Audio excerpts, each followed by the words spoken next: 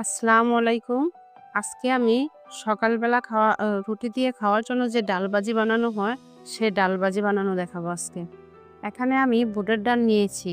বুটের ডাল ৫-৬ ঘন্টা ডালগুলা ভিজিয়ে রেখেছিলাম এবং ভালো করে ধুয়ে নিয়েছি।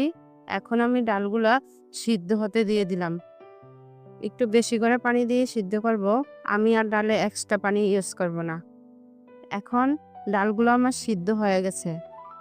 এখন আমি একটি কড়াইতে তেল দিয়ে দিলাম এবং দিয়ে দিলাম ৩-৪টি মরিচ, শুকনো মরিচ।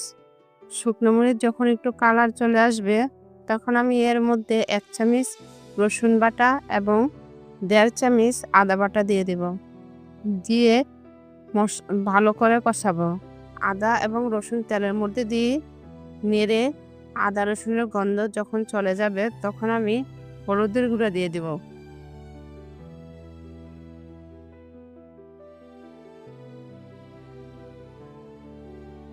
১ চামচ হলুদের গুঁড়া এবং 1/2 চামচ মরিচের গুঁড়া দেব। আর এখানে মশলা যাতে পুড়ে না যায় সেজন্য আমি অল্প একটু পানি দিয়ে দিলাম। এখন ভালো করে কষাবো।